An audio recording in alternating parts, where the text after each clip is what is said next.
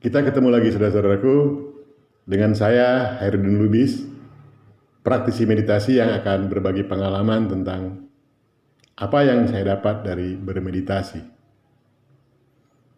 Meditasi adalah teknologi, alat spiritual yang dapat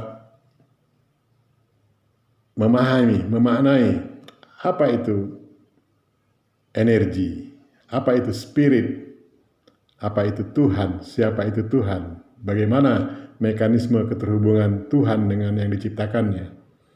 Dan kita mampu memaknai siapa sebetulnya diri kita. Berawal dari sebuah statement, siapa mengenal dirinya maka dia akan mengenal aku. Kali ini akan saya diskusikan adalah bagaimana kita mempertuhankan Tuhan.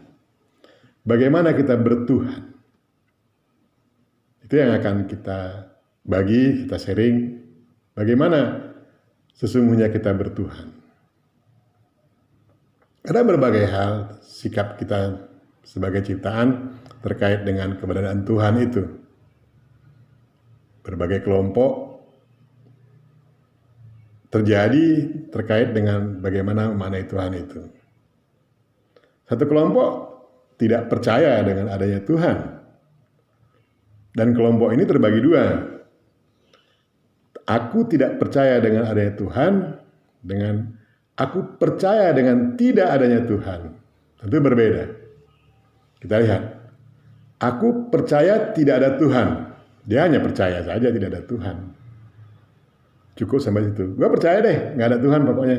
Selesai. Nggak mikir deh. Nggak perlu mikir, pokoknya percaya aja nggak ada Tuhan. Sudah. Yang kedua, aku tidak percaya adanya Tuhan. Nah yang kelompok ini kelompok yang mikir. Dia berpikir tentang keberadaan Tuhan dan memutuskan bahwasanya aku tidak percaya dengan adanya Tuhan. Berbeda tentu dengan aku percaya dengan tidak adanya Tuhan. Dengan aku tidak percaya adanya Tuhan. Berbeda. Menjadi inspirasi buat saudara-saudaraku untuk memikirkannya. Karena topik kita bukan terkait dengan itu, tapi terkait dengan model-model orang bertuhan. Model-model kita ciptaan bertuhan. Yang lomba yang kedua, dia yang gampangin Tuhan. Dia percaya sama Tuhan, tapi menggampangi. Dengan kepercayaan, keyakinan yang luar biasa terhadap Tuhan itu, terhadap Tuhan seolah-olah keberpihakan Tuhan itu hebat sekali pada dirinya atau kelompoknya, ya dia gampangin Tuhan itu. Itu kelompok yang ketiga ya. Yang pertama, aku percaya tidak ada Tuhan. Yang kedua, aku tidak percaya adanya Tuhan. Yang ketiga, gampangin Tuhan. Seolah-olah Tuhan itu berpihak kepada dia. Menjadi temannya Tuhan itu. Karena dia nggak paham tentang konsep Tuhan. Sebetulnya, apakah Tuhan ikut campur dengan urusan kita atau bagaimana Tuhan itu melihat kita nggak paham itu gitu. Yang seperti kita push kemarin, apakah Tuhan berpihak gitu.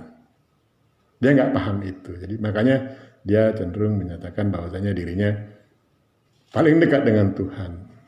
Paling benar, paling baik, paling itu yang kelompok yang ketiga.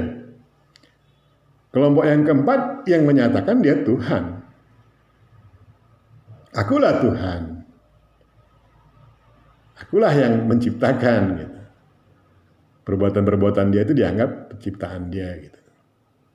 Banyak kelompok ini, sadar atau nggak sadar, banyak kelompok ini yang menyatakan dialah Tuhan. Itu ada. Yang kelompok yang keempat adalah dia percaya, mengimani Tuhan itu ada. Ada Tuhan itu, mengimani benar-benar dia ada Tuhan. Pertanyaannya sampai sejauh mana dia membangun konsep mengimani itu dalam kehidupan kesehariannya. Kelompok-kelompok yang sangat fanatik, sangat biasanya dia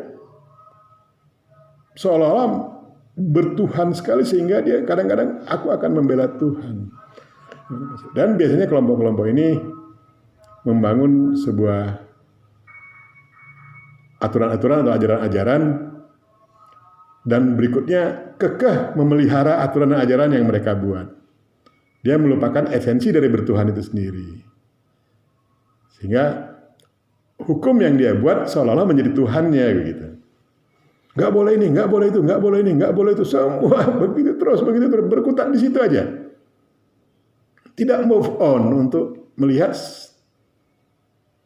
keyakinannya menjadi lebih terimplementasi dalam sikapnya. Jadi ibadahnya luar biasa.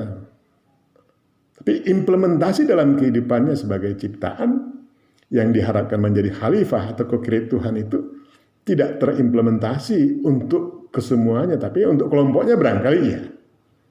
Itu yang kelompok keempat.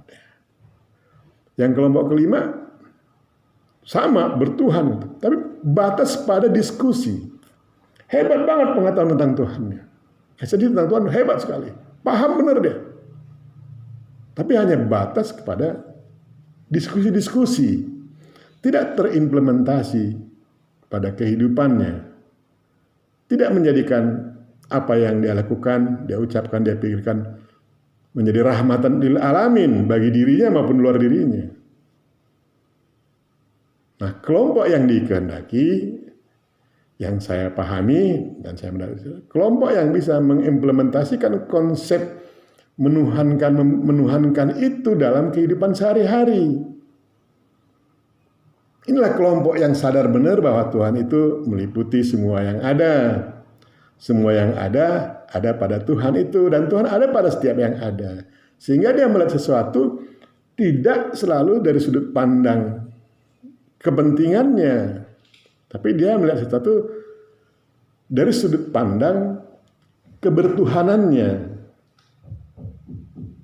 Tuhan yang ditaladani oleh dia, sikap Tuhan dalam ya kalau dari nama dan sifatnya ditaladaninya dalam keseharian kehidupannya. Bagaimana dia bercinta kasih, bagaimana dia mengasihi, bagaimana dia menyayangi. Itu kelompok yang diharapkan. Jadi kelompok-kelompok ini biasanya kelompok-kelompok yang pengkaji-pengkaji yang dalam. Pengkaji-pengkaji yang melihat sesuatu bukan hanya dari satu sudut pandang. Dia melihat sesuatu dari berbagai sudut sehingga dia memiliki berbagai alat ukur untuk menilai sesuatu. Tidak dengan hanya satu alat ukur yang dia pahami, dia tidak mementingkan alat ukur orang lain yang juga orang lain juga mendapat dari Tuhan itu gitu. Jadi yang pertama, kelompok ini adalah kelompok yang menyatakan Tuhan tidak ada. Kelompok ini terdiri dari dua, yang satu menyatakan aku percaya tidak ada Tuhan dan aku tidak percaya adanya Tuhan, kelompok kedua.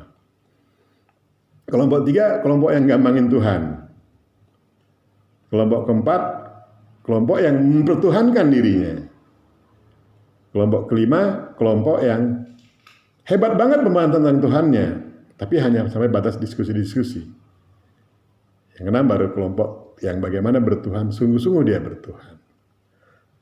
Sungguh-sungguh dia bertuhan. Jadi itulah yang sebenarnya menjadi harapan Tuhan sehingga dia bisa menjadi co-create Tuhan, menjadi khalifatullah itu gitu. Karena konsep dia mempercayai Tuhan itu dibawa dalam kehidupannya untuk menjadi sebuah produk yang bermasalah. Itulah produk-produk budaya, produk-produk teknologi dan segala macam yang selalu mengacu kepada maslahat. Jadi karya-karyanya itu selalu mengacu kepada karya seni. Dan Aristoteles pernah mengabarkan bahwasanya dia membuat pernyataan ada 3 hal orang menikmati karya seni. Yang pertama untuk kesenangan, yang kedua untuk kebahagiaan, dan yang ketiga untuk kemaslahatan. Kesenangan ya duniawi lah. Kebahagiaan ya pertemanan, persaudaraan, lebih kepada kerasa. Tapi maslahat adalah produknya adalah produk yang bisa menjadi inspirasi buat orang lain untuk menggunakan produk-produk yang bermasalah juga. Tinggal pilihannya bagaimana, pengetahuannya bagaimana. Nah, konsep bertuhan ini bagaimana bisa ajak, tentu harus ada proses dalam kehidupan seorang manusia. Proses untuk dia bisa ajak bertuhan itu. Salah satu diantaranya adalah pendidikan, pengajaran dari mulai dalam kandungan sampai umur 9 tahun. Itu penting sekali. Apa tujuannya? Agar supaya tumbuh kembang fisik dan mentalnya cenderung membawa pada kesadarannya bukan hanya kesadaran fisik, tapi pada kesadaran yang lebih tinggi dari kesadaran fisik, itu kesadaran jiwa. Dan insya Allah kalau dia terus sampai pada kesadaran keilahian, itulah yang menjadikan manusia itu benar-benar disayang oleh Tuhan yang Maha Penyayang itu. Dikehendaki oleh Tuhan yang Maha Menghendaki itu. Dijaga oleh Tuhan yang Maha Menjaga itu. Itulah tujuan bagaimana pencapaian takdir itu. Bahagia ada dalam takdirnya. Tidak penting dia menjadi apa profesinya untuk mendapatkan kehidupannya, tapi dia selalu on the track, selalu berpegang teguh kepada Tuhan itu. Kita memang harus banyak merenung lah, banyak tafakur lah, mengingat-ingat bagaimana Tuhan itu terhadap kita, bagaimana kita terhadap Tuhan kita itu. Nah, meditasi menawarkan semua jenis prasangka kepada Tuhannya itu. Meditasi juga bisa membawa kita kepada tidak mau percaya kepada adanya Tuhan. Meditasi juga bisa membawa kita nggampangin Tuhan. Meditasi juga bisa membawa kita membangun sebuah pernyataan, gualah Tuhan. Bisa. Meditasi juga bisa membawa kita kepada bagaimana sesungguhnya kita bertuhan. Jadi meditasi memang teknologi untuk mampu memanai Tuhan itu sendiri dan hubungan mekanisme antara Tuhan dengan yang diciptakannya. Dan meditasi juga bisa membangun sebuah pemahaman yang betul-betul komprehensif terkait siapa diri kita sebenarnya. Saya memilih jawaban ketika ada pertanyaan, mana yang lebih kau kenalin duluan? Tuhanmu atau dirimu? Oleh karena pandangan-pandangan dengan berdasarkan ajaran-ajaran dan pendidikan yang saya dapat, saya menyatakan saya lebih mencari siapa diri saya dulu. Kenali dulu dirimu, maka baru kau kenal dengan Tuhan. Karena apa? Tuhan itu meliputi implementasi Tuhan dalam diri yang diciptakan ya kepada manusia itu. Lebih gampang mencari dari manusia itu. Karena ketika kita memahami diri kita, lebih gampang untuk memahami Tuhan itu. Jadi, mengenal siapa akunya aku jauh lebih penting, lebih didahulukan kalau bagi saya, baru saya dapat mengenal Tuhannya. Karena siapa mengenal dirinya, dia maka kenal aku. Itu duluan. Kenalin dulu dirimu, baru kita kenal dengan Tuhan kita. Moga-moga kita mendapat berkah, mendapat anugerah, mendapat rahmat, menjadi orang yang sungguh-sungguh mampu mempertuhankan Tuhan itu yang terimplementasi dalam hidup dan kehidupannya, akan menghasilkan peradaban-peradaban, budaya-budaya peradaban yang sungguh bermaslahat. Jadilah kita co-create atau Khalifatullahnya untuk segera menemukan takdir kita. Diawali dari berbahagia dalam takdir kita, takdir yang kita buat sendiri, yang kebetulan berikutnya dievaluasi oleh Tuhan dan kita akan menjalaninya.